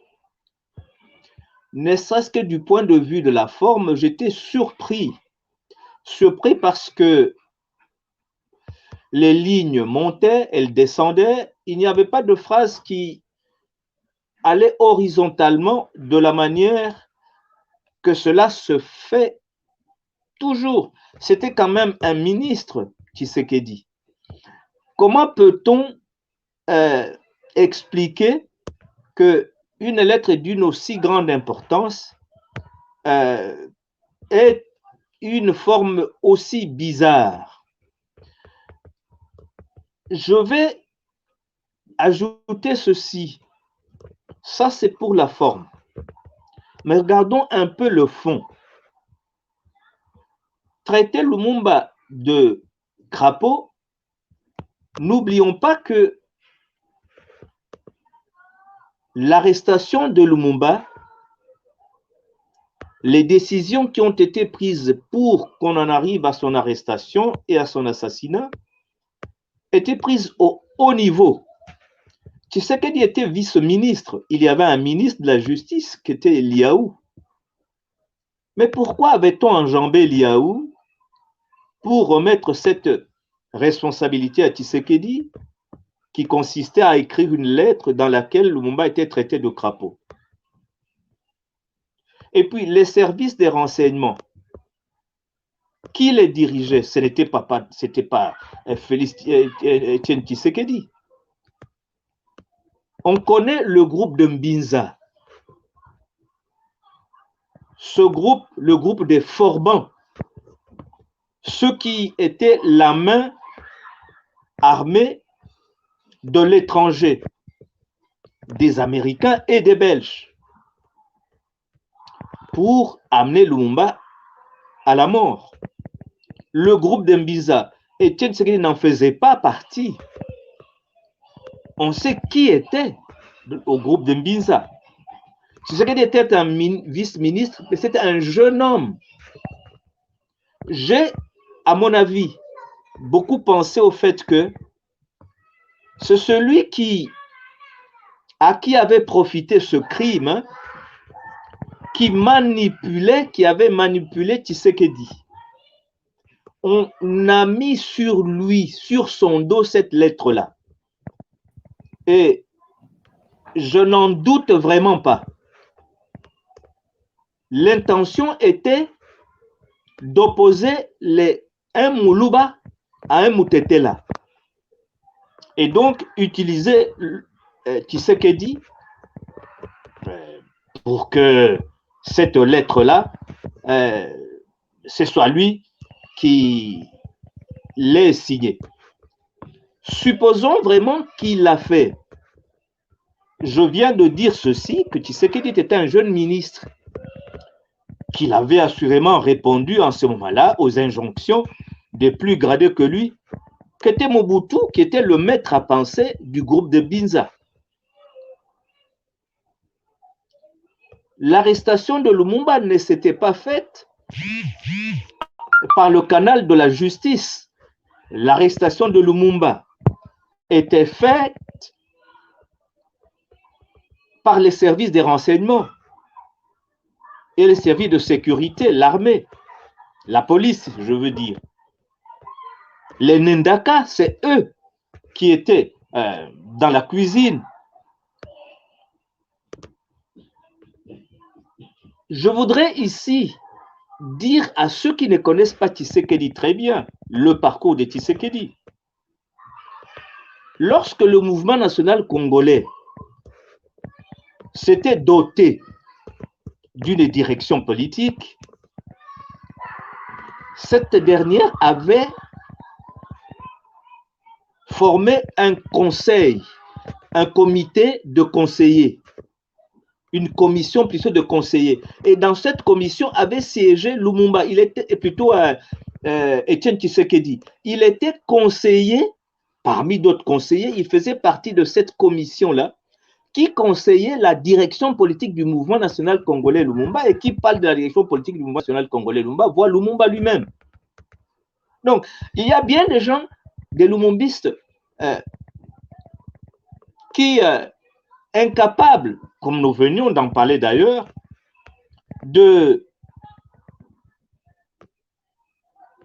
d'être bien organisés au fin d'arriver au pouvoir, qui recherchent le petit pouls dans la tête d'Étienne Tshisekedi. Je me dis ceci, et là encore, j'ai dit, supposons que cela se soit fait. Mais Tshisekedi a rendu d'énormes services après s'être repenti, en délaissant le régime de Mobutu, en se battant pour la démocratisation de notre pays. Nul autre leader politique n'a fait ce que Tshisekedi a fait. Il a quitté les aises du pouvoir, les heures du pouvoir, pour se retrouver avec ceux qui étaient dans l'opposition clandestine, les gens du mouvement national congolais, Lumumba, et mener cette lutte de la démocratisation. Si on met dans la balance le fait qu'il ait été à côté de Mobutu, on lui reproche le fait aussi d'avoir été un des auteurs de la constitution du impair parti-État. Mais l'on oublie aujourd'hui, si on parle de la démocratie au Congo, c'est grâce à Étienne Tshisekedi. Il a tout enduré, messieurs, les emprisonnements, les relégations. Oui, nous allons terminer l'émission.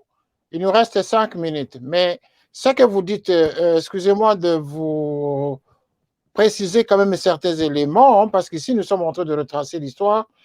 Lorsqu'on retrace l'histoire du Congo, nous devons nous baser sur des documents, sur des archives. Ce que vous êtes en train de nous dire ce soir, c'est ce que les gens ont entendu en fait. C'est ce qu'on appelle la tradition orale sur le personnage, sur l'histoire du Congo. Tout ça, nous avons appris alors que nous sommes encore à l'école secondaire. Mais lorsque vous dédouanez Tshisekedi du fait qu'il fut vice-ministre, avez-vous déjà lu ce décret de l'époque qui donnait pouvoir, même au vice-ministre, de prendre action, même à la place de son titulaire? Avez-vous déjà lu ça? Ce décret, c'est officiel. Oui, vous pouvez le vérifier. Oui. Ce décret donnait le pouvoir, le plein pouvoir, même au vice-ministre, justement, d'engager le gouvernement. Mais dire ce que vous dites, c'est une façon de le dédouaner de sa responsabilité. Entendons-nous très bien.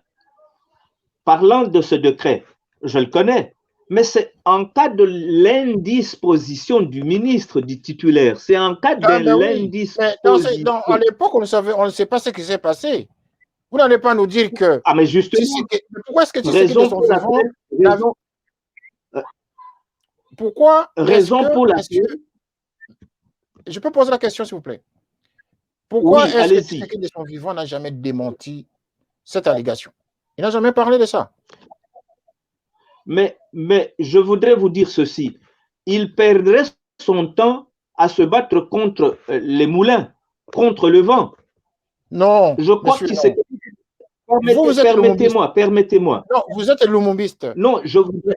Là, vous êtes en train de... Franchement, vous êtes en train de trahir la mémoire de Patrice Lumumba. Quand Mais vous dites pas ça, du tout. je ne pense pas que les Mais pas Lumumbistes du qui tout. vous écoutent ce soir seront contents en vous écoutant. Je ne pense pas. Bah, ça, c'est leur affaire. Parce que moi, je ne m'en dis rien. Tous les Lumumbistes dont vous parlez, beaucoup, quand Tshisekedi était au pouvoir, eh bien, ils avaient couru derrière lui. Moi, je n'ai jamais couru derrière Tshisekedi. Je trouve seulement que c'est un procès, un mauvais procès qu'on lui fait. J'ai encore dit ceci. Supposons que cette lettre ait été signée par lui. Regardons de près. Au regard du décret qui donnait le pouvoir de le faire. Le décret est là. Oui, mais regardons de près cette affaire. Oui. Quel intérêt Tshisekedi avait pour que lui s'engage dans le processus ou dans le complot de l'assassinat de Lumumba? Je venais de vous dire que Tshisekedi... Tout le monde était du camp. Permettez-moi, monsieur, je viens de vous dire, permettez-moi, je viens de vous dire que Tshisekedi siégeait au collège des conseillers de la direction politique du mouvement national congolais Lumumba. Parmi lesquels il y avait des traîtres. Parmi lesquels il y avait des traîtres auprès de Lumumba. Lesquels? Il y avait eu beaucoup de traîtres qui étaient aux côtés de Patrice Lumumba. Mobutu même était aussi du MNC. Il se réclamait du MNC. Mais quand on voit ce qu'il a fait à Lumumba, on ne croirait pas qu'il fut du MNC. Vous dites bien qu'il s'est réclamé. Mais est-ce qu'il avait une responsabilité au mouvement national congolais Lumumba? Il n'en avait pas. Il avait brandi une carte de membre du MNC, Mobutu. Hein? Il avait brandi une fois. Hein, oui, mais les militants peuvent également, les autres camarades, les militants, on peut s'encastrer. Mais est-ce qu'il avait une responsabilité? Ne nous perdons pas que Tshisekedi ait signé une telle lettre, que cela puisse s'avérer. Je pense que Tshisekedi a payé le prix le plus fort pour se laver de cet opprobre. Je vous donne un dernier exemple, qui démontre bien que cet homme était plus que ce que les lumumbistes ont voulu faire croire en ce qui le concerne. Le 17 janvier 1988, Tshisekedi avait tenu un meeting en revenant de l'étranger pour la reprise des activités politiques, puisque quand ils étaient libérés de leur éloignement, il avait été, lui avait fait la déclaration qu'il laissait la politique. Mais enfin, partant de l'étranger, de Bruxelles, où des camarades vrais du mouvement national congolais Lumumba et d'autres progressistes avaient insisté pour qu'ils reprennent la lutte, eh bien, voilà un signe qui ne trompe pas que cet homme avait du Lumumba en lui, qu'il était beaucoup plus proche de Lumumba que ces fameux lumumbistes des Fayot qui ont failli, et nous avions démontré, vous et moi, que nous avons failli, nous, les lumumbistes. Lui a tenu un meeting, personne d'autre n'avait tenu un meeting le 17 janvier 1988. Cette date, vous la connaissez, elle vous rappelle quelque chose. Pouvez-vous nous citer ici, nous donner une référence ici d'un discours ou d'une allocution tenue par Tshisekedi où il évoquait le nom de Lumumba en public? Mais est-ce que ça, c'est plus important que d'agir? Non.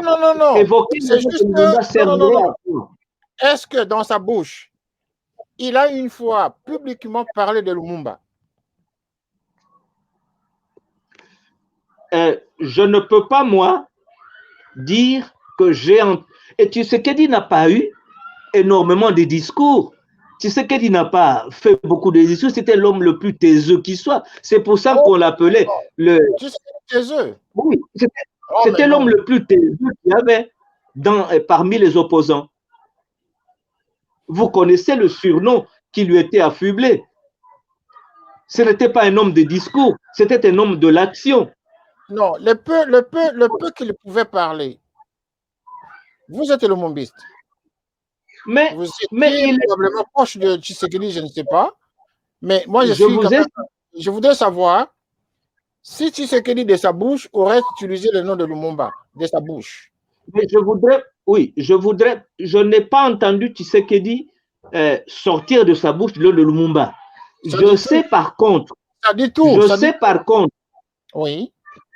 oui, je sais par contre qu'il a travaillé avec énormément de vrais lumumbistes, tels que le professeur Étienne Richard Mbaya, qui a dirigé le mouvement national congolais pendant un moment donné, tel que le professeur Étienne Richard Mbaya. Nous parlons de cette époque. Cette époque-là. Il sable le champagne avec Mobutu. Est-ce que vous pouvez nous préciser dans quelles circonstances? Si vous ne savez pas, moi, je peux vous préciser. Mais s'ils avaient sablé le champagne avec Mobutu, c'est-à-dire qu'ils aient pris le pouvoir, mais comment dire, Tshisekedi, comme tant d'autres, c'était les seuls universitaires qu'on avait. Et c'est à ce titre-là qu'ils avaient été nommés commissaires généraux. Il n'était pas le seul à être commissaire. D'accord. Il n'était pas le seul à être commissaire général.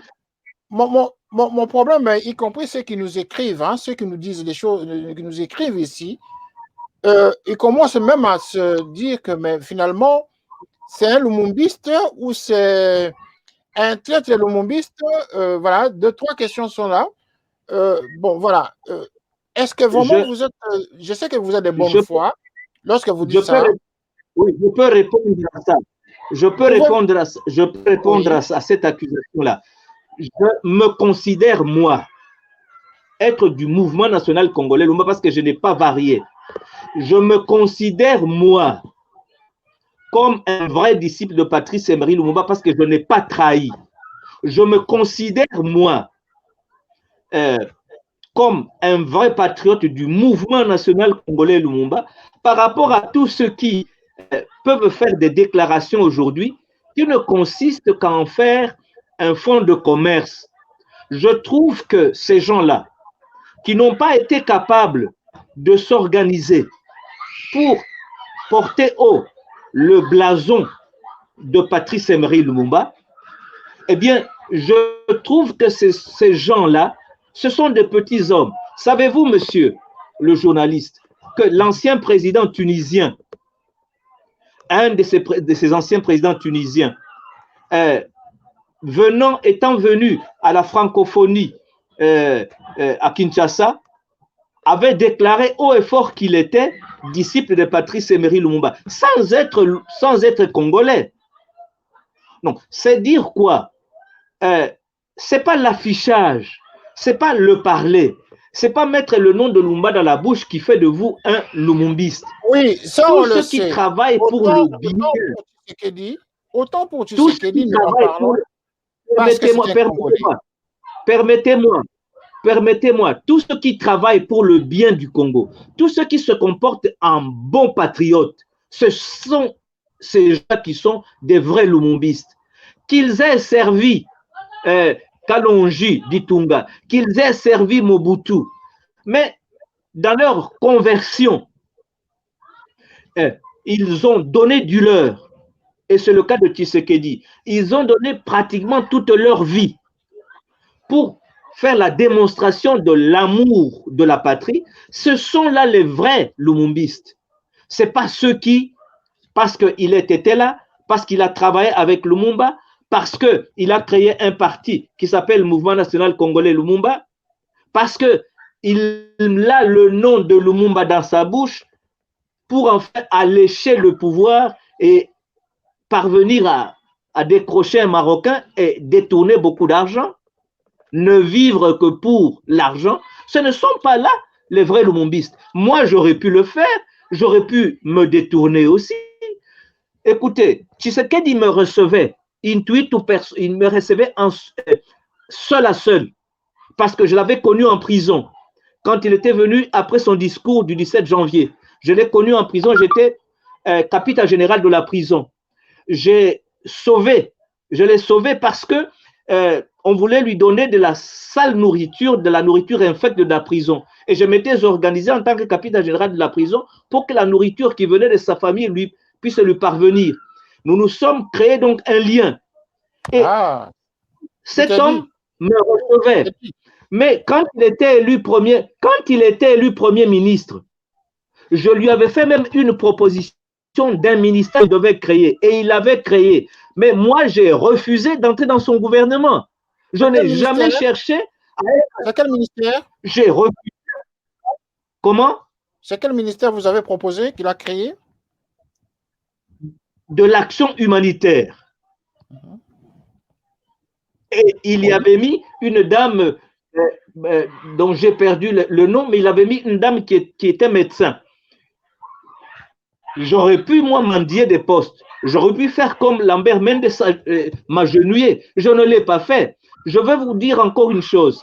Quand fut créée l'Union sacrée de l'opposition, à la tête de laquelle il trônait, lui Tshisekedi, le mouvement national congolais Lumumba s'était allié à la demande du professeur Étienne Richard Mbaya.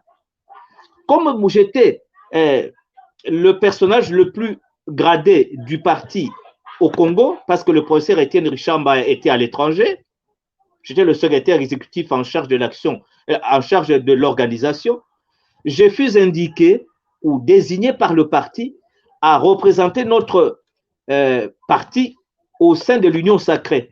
J'avais rejeté cette désignation pour le simple fait que je trouvais que l'Union sacrée, où siégeaient tous les anciens caciques du régime de Mobutu, ne pouvaient nous amener à rien.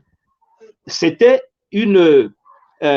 si vous voulez, un endroit où les opposants, les prétendus opposants mobutistes venaient puiser des informations, espionner l'action qui se menait contre le pouvoir de Mobutu. Je veux donc vous dire que si je voulais, à l'époque, être dans le gouvernement de Tshisekedi, j'aurais pu y être. Je ne recherche rien, je ne m'en dis rien. Je suis, mon parcours, c'est l'image que je garde. C'est Patrice Emery Lumumba, se servir mon pays, c'est dire la vérité. Merci beaucoup. Je me répète qu'il n'y a aucun Lumumbiste qui a rendu d'énormes services à la cause de la démocratisation de notre pays, comme Tshisekedi l'a fait. Aucun Lumumbiste ne l'a fait. Aucun. Merci. Ils sont là à écrire, à se plaindre, à ne rien faire pour libérer notre pays. Montrez-moi un seul, citez-moi un seul qui a fait ce que Tshisekedi a fait, ou au moins quelque chose dans le sens de libérer notre pays, qui a témoigné de son patriotisme. Montrez-le-moi, citez-le. Moi, il n'y en a pas. Tout c'est des défroqués, des gens qui cherchent la possibilité d'avoir un peu d'argent, un peu d'aliments. Je suis... Voilà. Allez-y, messieurs. Vous êtes en train de conclure l'émission avec moi. Les défroqués de mon biste. Virulent, parce que je ne peux pas accepter que l'on dit,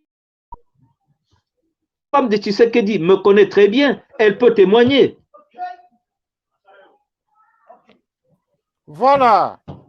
Merci, messieurs. Merci, monsieur Bonnat. Voilà, que votre témoignage a été très poignant sur Honoré Mbanda. Oui. Votre témoignage a été très poignant. De la même manière et Tshisekedi. Oui. Vraiment, beaucoup de gens vous suivent, hein, vous ont suivi. Et la toute dernière question, messieurs, je vais vous demander, parce que nous sommes à la fin de l'émission.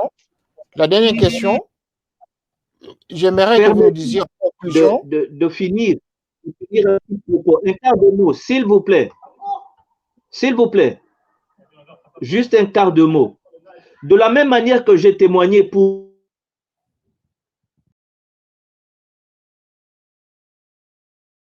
voilà. Mbanda Nzambo Kouatumba, on peut, parce que j'étais en prison, moi.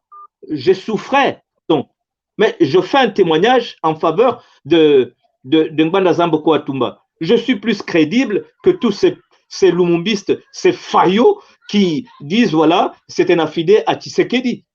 Parce que qu'est-ce qui est plus difficile? C'est de témoigner en faveur de Ngbanda, qui est considéré comme, si vous voulez, le plus dangereux de tous ceux qui ont travaillé avec Mobutu dans les services des renseignements. C'est ce que les Congolais retiennent de Ngbanda. Nous sommes à la fin de l'émission. Une question pour terminer. Ce témoignage que vous faites sur Etienne Tshisekedi en voulant probablement brouiller les pistes du passé, vous le faites parce que son fils est président de la République? Mais pas du tout, parce que si je voulais être embauché, j'ai plusieurs par lesquels je serais passé. Je serais passé par sa maman. Je viens de vous dire que sa maman me connaît très bien. Je peux encore vous citer Franck Diongo, qui est un camarade à nous, qui était lumumbiste. Voilà, si on peut parler d'un lumumbiste vrai, c'est Franck Diongo. Je peux encore vous dire que Kassongo Mwema, qui est dans la cellule de communication, c'est un collègue et un ami. J'ai plusieurs pistes qui pouvaient m'amener à Tshisekedi. Mais moi, je ne recherche pas du tout un Marocain auprès de Tshisekedi. Je n'ai aucune envie d'être embauché par Tshisekedi, par Tshilombo, parce que je reconnais aussi que c'est un faillot comme tout le monde. Je le respecte comme président de la République, mais c'est un faillot parce que de la manière qu'il est arrivé au pouvoir, il est arrivé au pouvoir par la tricherie. Et moi, je ne peux pas, moi, nous en parlerons. Ça, ce n'était pas l'objet de l'émission. Ce n'était pas l'objet de l'émission. On n'est pas ici pour parler du président de la République. Nous sommes en train de retracer l'histoire sur le témoignage que vous avez voulu faire sur Honoré Ngbanda ainsi que de M. Etienne Tshisekedi. Vous avez voulu justement corriger un tout petit peu ce témoignage, hein, tout ce qui a toujours été dit sur l'image écornée que l'on a toujours accolée à Etienne Tshisekedi sous sa lettre de crapaud, hein, lettre dans laquelle il a traité particulièrement des crapauds. Ben voilà, vous avez tout dit, vous avez parlé de vous-même, de difficultés que vous avez connues en tant que lumumbiste. Merci d'avoir fait ce témoignage en tout cas. Beaucoup de gens vous ont suivi. Et pour terminer, je vais vous donner juste 30 secondes. Que pouvez-vous retenir de Ngbanda et de Tshisekedi en 30 secondes? Qu'est-ce que nous pouvons retenir de vous pour ces 2 ans? Nous devions, nous, Congolais, être heureux de partager notre nationalité avec ces 2 personnages. Tous avaient au départ failli, mais ils se sont reconvertis et chacun des 2 a donné du sien pour que finalement notre pays, pour Tshisekedi, enclenche si vous voulez, la démocratie. Et pour Ngbanda, il a beaucoup donné du sien pour nous organiser dans la résistance et dans la recherche du comment libérer notre pays. Et donc moi, je pense que, comme je l'ai dit et je finirai par là, dans chaque homme, il y a une partie sombre et il y a une partie de lumière. Et ces gens, s'étant reconvertis, sont devenus des exemples. Et moi, je les prends effectivement comme des exemples. Et je n'en rougirai pas. Merci. De bons exemples pour le Congo, pour leur conversion. Ils sont partis du mal vers le bien. Ils se sont reconvertis du péché vers la sainteté probablement. C'est comme ça que nous pouvons comprendre. Parce que l'un ou l'autre ont été juste ils ont mené des actions qui ont nui à l'image du Congo tout au début, mais ils se sont convertis d'après vous. Dernière question en 10 secondes. Serez-vous capable d'accepter un débat contradictoire avec un lumumbiste ou avec un tshisekediste qui pourrait vous affronter sur le propos que vous avez tenu à notre antenne ce soir? Seriez-vous d'accord d'accepter un débat contradictoire? Je ne me défilerai pas. Je pense d'ailleurs que c'est un bon exercice, le débat. C'est un bon exercice. Voilà. Vous en aurez. Plutôt qu'un monologue. Parce que nous avons des gens qui nous écrivent à ce sujet. Merci, messieurs. Merci, monsieur Bona. Merci, monsieur Bona. Merci en tout cas. Oui. Nous sommes à la fin de l'émission. Merci, que Dieu vous garde là où vous êtes en cette journée pascale. Merci en tout cas de la fidélité du temps que vous avez donné à cette émission. Nous sommes très contents. Les téléspectateurs sont très ravis de vous suivre, en tout cas pour ce témoignage sur le Mumba en tant que membre du MNC. Vous avez parlé de Noring Banda, vous avez parlé de Etienne Tshisekedi. Mais là où le bas blesse, messieurs, c'est qu'il y a toujours des zones d'ombre sur les agissements de M. Etienne Tshisekedi à l'époque des indépendants de la République démocratique du Congo. Ceux qui ont écrit les ouvrages n'ont pas tout à fait tort, parce que nous avons fait cette émission en 1h50, mais nous n'avons pas eu un seul document de votre part qui nous prouve le contraire de ce que les autres ont dit, se basant sur des archives écrites par des gens, des témoins de l'époque.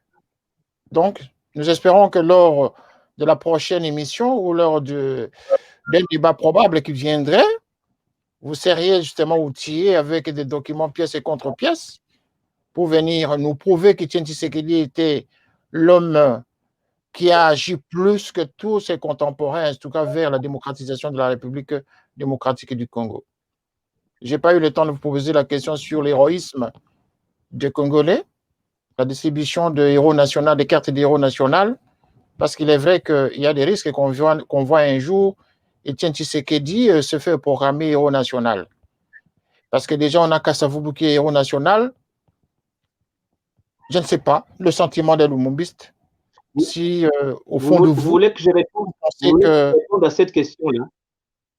L'émission, messieurs, d'un seul mot, je peux répondre à cette question-là, cette interrogation. Vous allez répondre prochainement lorsqu'il y aura un débat avec un Lumumbiste ou avec un Tshisekidiste. Là, j'étais en train justement de désamorcer l'émission. Merci d'être passé à cette émission. Merci à tous ceux qui nous ont suivis. Voilà, notre frère a voulu faire son témoignage que nous avons vraiment appuyé avec tous ceux qui nous ont écrit. Merci. Nous avons beaucoup d'écrits sur notre boîte email ici. Nous ne pouvons pas lire tout ça.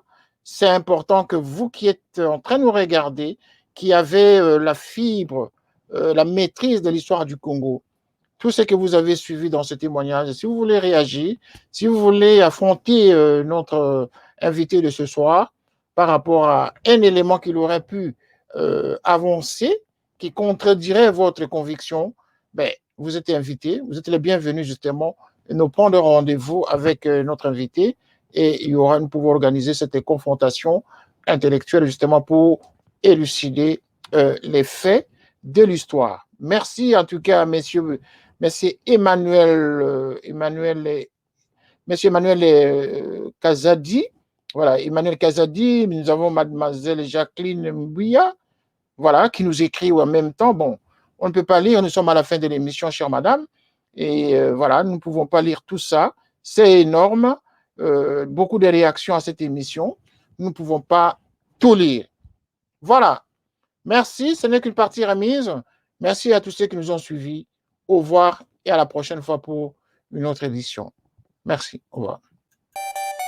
Canap 54 TV, la première chaîne généraliste culturelle et d'information de l'Afrique vers le monde.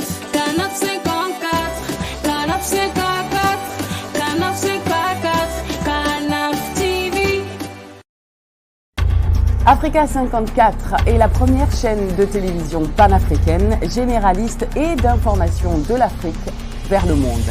Chaque pays africain devrait avoir un représentant œuvrant en son sein afin de permettre l'éclosion des talents, pouvant également jouer de pont avec nos pays respectifs. Bref, nous sommes panafricanistes au sens absolu du terme.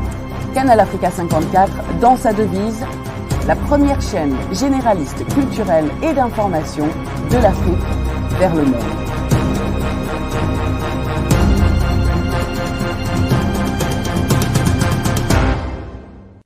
Canal Africa 54 will give to Africans and Afro-Caribbean what they have long been waiting for, expression of their own voice alongside the Western media and elsewhere in the globe. We aim to make the channel professional, sophisticated, contemporary. This channel will offer to viewers a unique experience in digital broadcasting, Our broadcasting and creative departments are dedicated towards having a constant flow of interesting and exciting programs. By using the most sophisticated methods of production, we aim to provide programming which is second to none, developing and enhancing the digital TV services throughout interactive mediums.